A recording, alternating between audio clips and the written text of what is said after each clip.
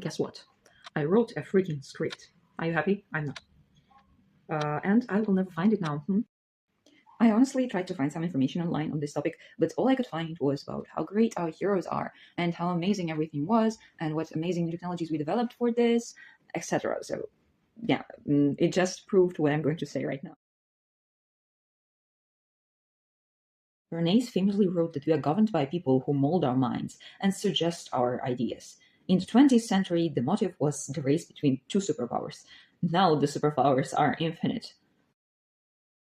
A sovereign state, or a supranational union that holds a domain position characterized by the ability to exert influence and project power on global scale. 2 seconds to you to guess how do we exert influence? In the 50s, there were two main powers that held the monopoly of the media in their own country. Well, now, 1,000 of sources try to influence you. Even I'm trying to influence you right now. It doesn't matter that much whether an event is true or not. Whether a rocket is made of metal or of pixels, the seed in your mind is planted. And when this seed grows, it physically rewires your neural pathways through a process called encoding. And by the way, it is exactly the same process that you need to, for example, learn how to read or to learn a new language. Once your brain accepts a media event as part of your world map, it stops being information and starts being a biological bias. And biases kind of dictate how you will see every future crisis. And well, actually, I would say your behavior in general. If every image is daughter of its era, then we are consuming and producing this kind of images. Think about it. How much content have you seen in the last month where someone is randomly floating in space, or, well, a company making jokes about their chocolates stolen to be brought to the moon? Further, but it is further from Earth than anyone's ever flown before by 1%, which isn't on its own that exciting. There goes a Nutella bottle. I hope they didn't need that for anything important. Or maybe different companies laughing around the fact that the moon is better to be photographed with their phones. I mean, I don't even have Instagram or other meta platforms, but it still reached me. All references are purely casual, of course. Just to clarify, I'm not meaning that all the discoveries made to make this voyage or the previous one were totally irrelevant, because obviously they are incredibly important for what we are developing here on Earth. And if I will begin with some examples, then I might never finish. If it wouldn't be for the cosmic race in the 50s, we would never have satellites or phones, well, the basic things that we need now. We aren't going anywhere just for the glory of mankind. And if we really want to talk about it, sometimes the political positioning in very different countries, not just in one, is somehow taking us further from this glory, creating conflict and aggression. And everything what's getting done is just to show their superiority of one country over another, instead of finally trying to freaking collaborate. Thank you. Some might argue that competition is actually something positive, and that it helped us moving forward with science and general progress. But unfortunately, neurobiologically speaking, competition is not that good anymore. Competition is strictly connected to BIRGing and tribalism, so to in-groups and out-groups. BIRGing means basking in reflected glory, and this is a phenomenon which is very easily spotted, especially in sports. I have very, very bad news for you, sports fan. If you're extremely fanatic of a sport, it might be because of your very low self-esteem, and you are unconsciously trying to associate every win of your team with your own wins. When your team wins, you say, we won. So you create a linguistic difference too. We versus them. If you try to think about it, it's easily transferred to politics too. This is how in-groups and out-groups are created. If you're poor like me and don't have the money for the entire book, you can read an extract which is very interesting on financial plans.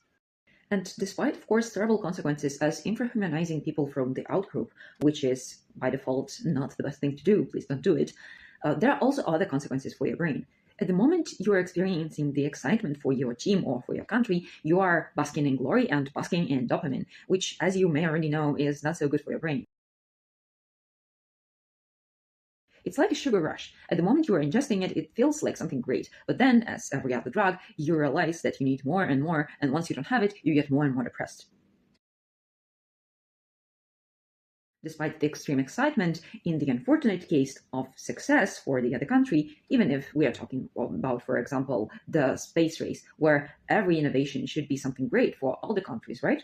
Well, even in case of success for the other country with any other mission, what you will feel, it will be probably jealousy, if you have already, of course, ingested the needed dosage of media information.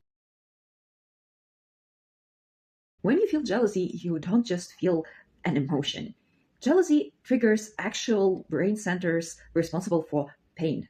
So instead of feeling dopamine rushes and then probably depression and real physical pain caused by jealousy, maybe we should try and spike other more positive hormones like oxytocin, which is getting produced during collaboration. Collaboration is better for you, your brain, and society in general. Let's all because we don't have time for your stupid collaboration stuff. We gotta have all the fuel in the universe so we can save the planet because we are the heroes. No, we are not solving the problems on Earth, and no, getting the fuel from another satellite or planet won't really solve them if you think about it clearly. Especially if you use this fuel for ballet purposes.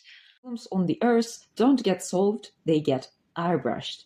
You get distracted once again. Thank you very much, attention economy. So really, does it make sense to argue about whether the mission was real or not? Whether we could spend the money better, and continuously asking why? As Bernays, for example, would probably put it, because the tools for destruction have never been that powerful, and the demand for destruction, the need for destruction, considering the global situation, has never been higher. So remember, whatever the media are telling you, you are here. You are taking care of our own little beautiful planet, which has all the people that have ever lived, that you have ever known, and which actually really needs your help. And instead of getting under toxic influences or getting polarized, take care of yourself and those who you love. And enjoy some bloopers. Please don't fall, please don't fall, please don't fall. Please don't fall. Please don't fall. Please don't fall. Okay. So for the next very difficult part, dear kids, no, it's not a cake, my hair, I messed my hair. The brain region responsible for jealousy, by the way, is called the Anterior Cingulate Cortex, okay? Okay, I'll never remember that, so I won't say it, it will be in the bloopers. For the next very difficult part, I even needed cosplay of a great propagandist. What is this shit? Are you a spider? No? Okay. What did you just say? I don't know, what did you just say? Stop it. Okay, this was stupid. This will go into the bloopers.